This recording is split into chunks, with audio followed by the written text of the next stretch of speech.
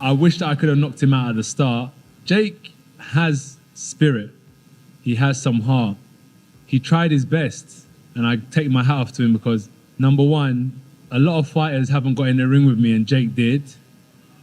And secondly, even when he got knocked down, he kept on trying to get up. I'm retiring from boxing. I'm getting hit in the face every single day. Anthony Joshua responded to Jake Paul's shocking retirement announcement with respect rather than mockery, after Paul revealed he was stepping away from boxing following a brutal knockout that left him with a broken jaw. Joshua was asked for his reaction and offered a surprisingly supportive response. Instead of criticizing, AJ praised Paul's fighting spirit, recognizing the courage it takes to step into the ring, especially without a traditional boxing background. Joshua emphasized that while criticism is part of the sport, true respect comes from having a heart to compete. And in his eyes, Jake Paul demonstrated exactly that. Around the ring at 100 miles an hour. There's two things I would have done. Tried to shut Jake down at 100 miles an hour, or I would have gone on the back foot. So Jake decided to move around the ring, and I decided to put the pressure on. What I could have done better is a lot of things. 100%. In the fight game, you've seen the amazing fighters that have graced us over the last 100 years, and the expectations that we put on ourselves are immense, but I tried my best. Jake done well while it lasted, but if you remember what I said in the interview with Cameron is, fighting's not just physical, it's psychological. And when you understand the psychological warfare, I did say to you is that, Jake, what's gonna happen? I'm gonna see a time when I'm gonna take your soul and you're either gonna give up or you're gonna get knocked out. And unless you have that instinct, you just will never be a good fighter. So I wish that I could have knocked him out at the start. But as we saw tonight, Jake has spirit. Eddie Hearn stood by his earlier prediction, but spoke more somberly after fight.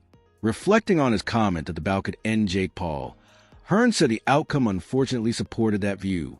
He explained that injuries like a broken jaw are not only painful but mentally and physically difficult to recover from, especially for a developing fighter. Time away from sparring, fear of re-injury, and lost rhythm can change a career's path.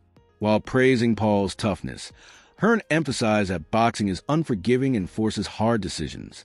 Follow with you because when this fight was first announced, you had said something to the effect of this would end Jake Paul's career.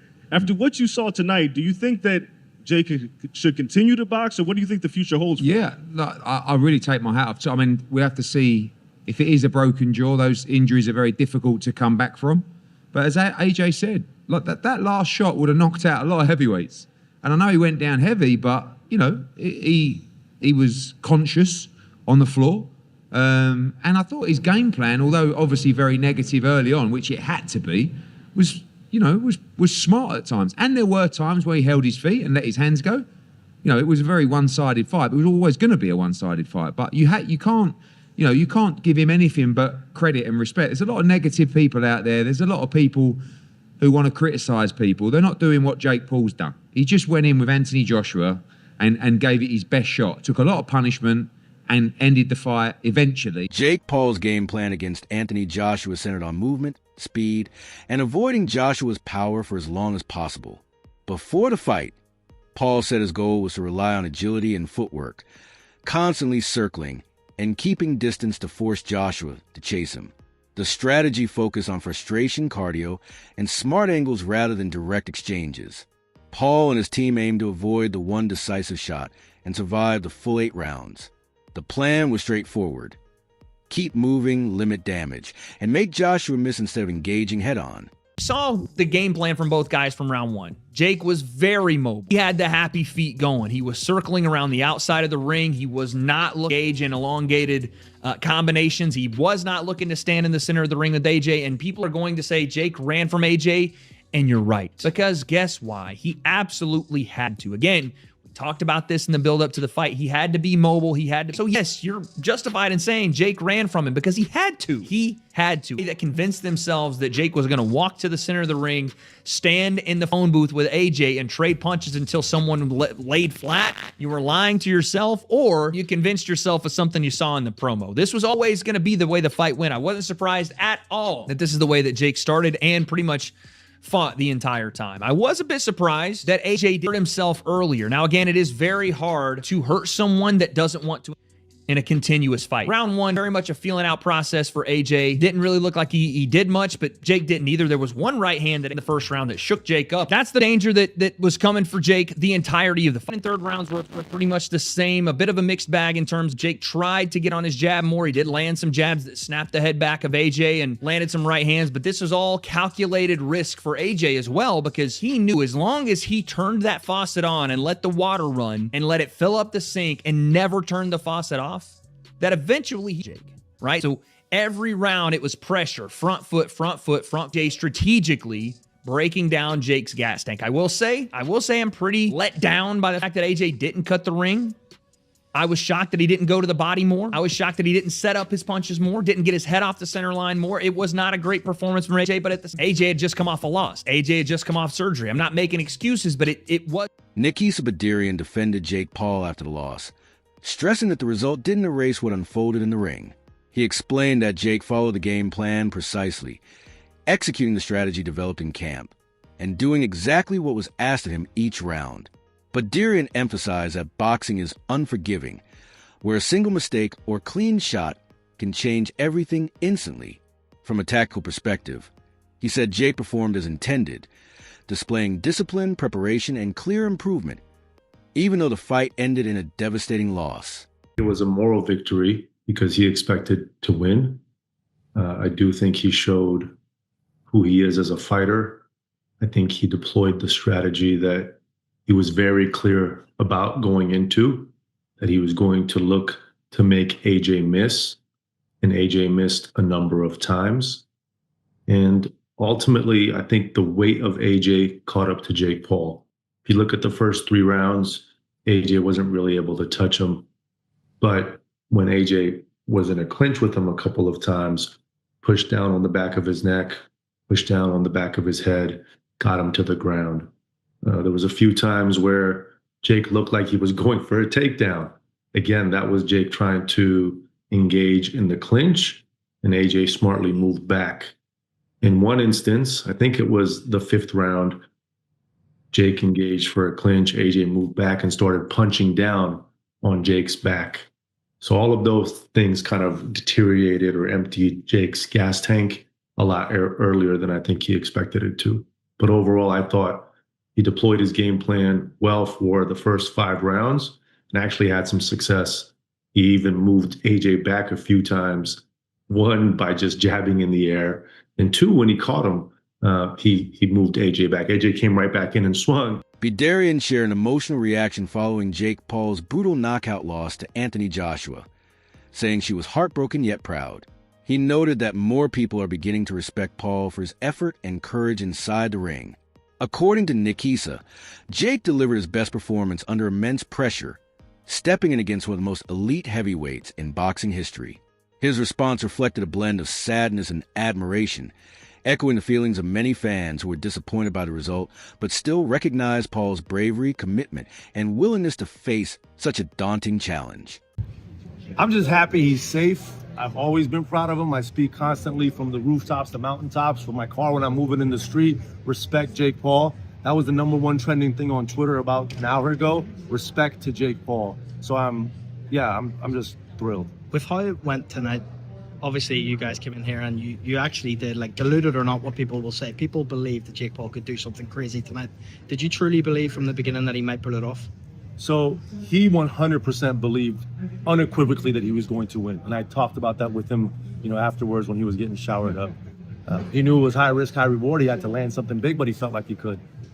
My view was it was going to be very hard, but it could happen, right? And there was moments in that fight where I was like, holy shit, this kid's getting him a little bit. So, when I spoke about no matter what happens, he won. Despite the decisive loss, many respected figures in combat sports chose to focus on Jake Paul's resolve rather than the result. MMA legend Anderson Silva praised the courage required to face a former heavyweight champion like Anthony Joshua. Silva noted that Paul showed clear growth, discipline, and a willingness to step into extreme adversity. Analysts highlighted Paul's ability to stick to his game plan, absorb punishment, and continue competing under pressure, traits that reflect a true fighter's mentality. Silva emphasized that bravery, resilience, and improvement earn respect beyond wins and losses. Even in defeat, Paul demonstrated a mindset focused on learning, adapting, and testing himself against elite competition. Anthony Joshua put on a show in Miami, taking on Jake Paul in a much anticipated heavyweight bout. And in the end, it was AJ who delivered exactly what we wanted in the end. He stopped Paul in the 6th round to get the victory. I'm just seeing pictures online just now of Jake Paul with a broken jaw. The guy's crazy. He's sticking his tongue out. There's blood everywhere. He's playing up to the cameras. He's quite the showman. Our very own showman with us this morning out there in Miami is TalkSport's Gareth A. Davies. Good morning, Gareth. Hi, Gareth. Good morning, Shaban. Good morning, Tony. A very dramatic night here. Yeah. Ask away. Gareth, I've got to ask you because obviously he'll be criticised, I think, for sort of running around the ring in the first few rounds. But boy, I've got to say, this Jake Paul is game as anybody I've seen. He is very, very bold and very brash and very brave. And he did extraordinarily well to take Anthony Joshua 6 rounds tonight. Yes, he ran around, he was elusive, but then he clinched and I think he landed about 4 or 5 punches. Arguably, he might have won the first round and another round in there. So he did a brilliant job for his own resume, for his own career. And as you say, he's in hospital right now. He's posting the pictures already on Instagram. The scars of battle, the wounds of battle, the broken jaw, his teeth are rearranged a little bit. He gave it his all, but he wasn't good enough. What happened, we knew that was going to happen. The gulf in class and experience was extraordinary. And, I've just been with Anthony Joshua and he said he was actually quite surprised about how elusive Jake was. And he just decided, you know what, I'm going to take my time here and chop the... Brendan Schaub and other analysts revisited Anthony Joshua's performance with renewed clarity after the fight. Schaub noted that Joshua never approached the matchup as a legacy-defining contest. As a proven elite fighter with championship experience, Joshua understood the clear gap between himself and Jake Paul, whose background remains rooted in entertainment rather than top-level boxing. Post-fight breakdown suggested Joshua's calm, controlled approach was deliberate. He avoided reckless exchanges, reduced unnecessary risk, and protected his long-term career. At the same time, Joshua delivered a composed, professional performance that satisfied fans while preserving his credibility and status within the sport. Come off that Anthony Joshua's not taking this real and he's not putting his best performance forward. That's the issue. The issue is Anthony's like, how much you can pay me? It's on Netflix. Hold up. I can fight this guy who, when I was an amateur teenager, I fought better guys. And I have how much weight on him? I can fight him for how much money? Dude, I'll beat him in my sleep.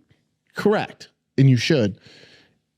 And it's such a disservice to the sport of boxing and to the actual fans of boxing if Anthony Joshua doesn't go out there and absolutely dominate Jake Paul. If it goes to decision, if it goes past 6 rounds, Houston, we have a problem. Boxing, we have a problem. And now, people are going, where was this energy with Gervonta Davis? Different.